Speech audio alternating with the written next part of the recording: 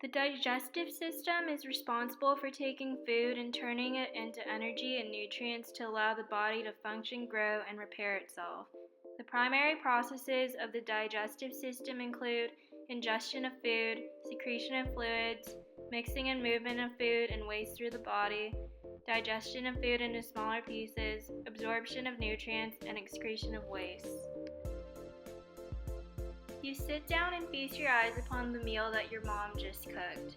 But even before you take that first bite, your digestive system has already swung into action and it will be busy working on your chewed up meal for the next few hours. This process, called digestion, allows your body to get the nutrients and energy it needs from the food you eat. Your digestive system is uniquely constructed to perform its specialized function of turning food into energy you need to survive and packaging the residue for waste disposal. To help you understand how the many parts of the digestive system work together, here is an overview of the structure and function of this complex system. Digestion begins here in the mouth, the moment you see, smell, or think of food. At this time, your salivary glands produce a mixture of secretions that help you lubricate and break down your food, called saliva. As you savor the bite of your food, your teeth work to break it down while your tongue mixes it with saliva, transforming your food into a soft mass suitable for swallowing. This process is known as mastication. As you swallow your food, it gets propelled into the pharynx or throat. The pharynx is responsible for the passing of chewed food from the mouth to the esophagus, but it also plays an important role in the respiratory system as air passes through the pharynx on its way to the larynx. Because the pharynx serves two different functions, it contains a flap of tissue called the epiglottis that acts as a switch to route food to the esophagus and air to the larynx. If you've ever drunk something too fast, started to cough, and heard someone say that your drink went down the wrong way, the person meant that it went down your windpipe by mistake. This happens when the epiglottis doesn't have enough time to flop down and you cough involuntarily to clear your windpipe. Once food has entered the esophagus, it doesn't just drop right into the stomach. Instead, muscles in the walls of the esophagus move in a wave-like motion to gradually squeeze the food through the esophagus. This is called peristalsis, and it takes about 2 to 3 seconds. Your stomach has 3 important jobs: to store food, to break down food into a liquid mixture, and to empty that mixture into the small intestine. It does this with the help from the strong muscles in the walls of the stomach and gastric juices that help break down food. These gastric juices also help kill bacteria that may be in your food.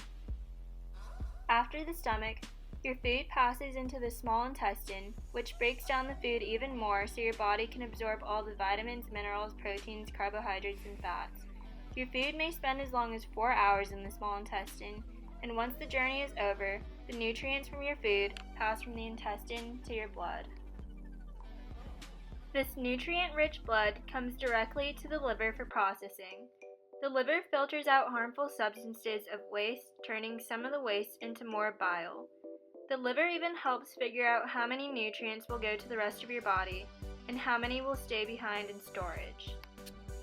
The gallbladder is a small storage organ located inferior and posterior to the liver. Though small in size, the gallbladder plays an important role in our digestion of food. The gallbladder holds bile produced in the liver until it is needed for digesting fatty foods in the small intestine. Equally important is the pancreas. The pancreas serves as 2 glands in one. Functioning as an exocrine gland, the pancreas excretes enzymes to break down the proteins found in your food. Functioning as an endocrine gland, the pancreas secretes insulin to control your body's blood sugar levels throughout the day. The large intestine is the final section of the gastrointestinal tract that performs the vital task of absorbing water and vitamins while converting digested food into feces. Although shorter than the small intestine in length, the large intestine is considerably thicker in diameter, thus giving it its name. The large intestine has a tiny tube with a closed end coming off of it called the appendix. It's part of the digestive tract, but it doesn't seem to do anything, so it can cause big problems because it sometimes gets infected and needs to be removed.